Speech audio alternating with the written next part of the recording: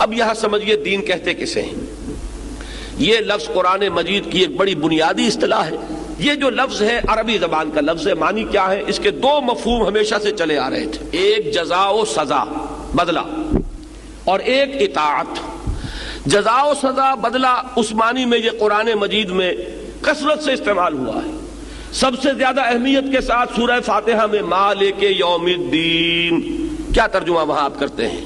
جزا و سزا کے دن کا مالک، جس دن کے طے ہو جائے گا کون ہے کہ جو اللہ کے ہاں کامیاب قرار پا رہا ہے اسے جزا ملے گی، کون ہے جو ناکام قرار پا رہا ہے جو مستوجب سزا ہے۔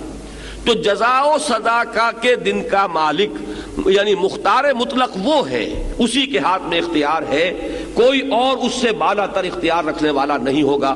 لمن الملک اليوم للہ الواحد القہار، یہ ہے اس کا ایک مفہوم کہ جس میں جزا اور سزا اور بدلہ یہ ایک اہم جز کی حیثیت سے شامل ہے۔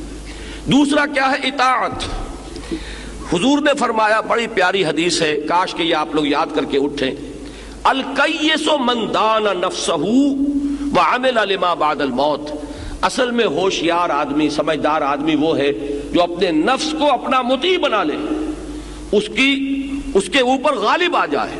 تو یہاں پر اطاعت کا مفہوم جو ہے اور قانون کا مفہوم کہ اسی کے مطابق اس سے عمل کروائے، یہ ہے در حقیقت اطاعت دین کا دوسرا مفہوم۔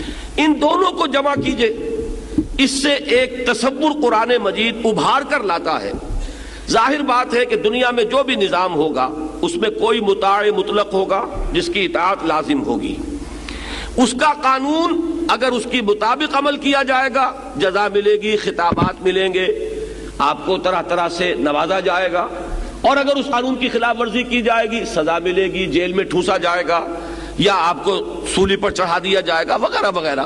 یہ پورا تصور جو ہے ان کو جمع کر لیجئے تو اب دین ہے نظام اطاعت۔ جس ہستی کو مطاع مطلق مانا جائے گا وہی در حقیقت اسی کی طرف اس دین کی نسبت ہوگی۔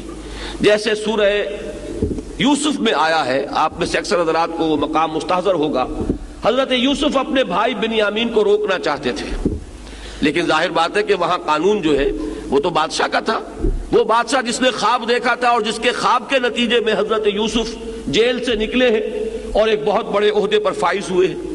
اب حضرت یوسف روکنا چاہتے ہیں، لیکن جو مصر میں نظام اس وقت ہے، اس بادشاہ کا ملوکیت کا نظام، اس میں جو قانون ہے ما کان لیأخذ اخاہ فی دین الملک، حضرت یوسف کے لیے یہ ممکن نہیں تھا کہ حضرت بنیامین اپنے بھائی کو وہ روک سکتے، پکڑ سکتے دین الملک میں۔ یہ دین الملک کی اصطلاح کو ذہن نشین کر لیجئے۔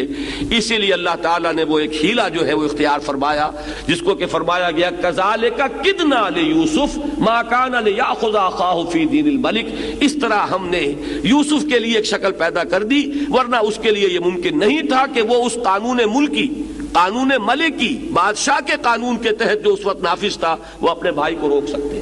تو دین الملک کی اصطلاح اپنے ذہن میں رکھیے، بادشاہت کا دین، جسے آج آپ کہیں گے بادشاہی نظام، ایک ایسا نظام جس میں بادشاہ کے ہاتھ میں حاکمیت ہے، وہ مختار مطلق ہے، وہ جو چاہے قانون بنا دے، اس سے بالا تر ادارہ کوئی نہیں، وہ کسی کے سامنے جواب دہ نہیں، اس کی زبان سے نکلا ہوا ہر لفظ قانون کے درجے میں ہے۔ یہ نظام کیا ہوگا؟ دین الملک۔ اسی پر قیاس کیجئے آج کا نظام کیا ہے؟ یہ دین جمہور ہے، کہ یہاں حاکمیت جمہور کی ہے، ان سے بالا تر کوئی نہیں، ان سے اوپر کوئی نہیں، ان کا فیصلہ آخری ہے، ان کے نمائندے جو طے کر دیں گے وہ لازماً کتاب قانون کا جز بن جائے گا۔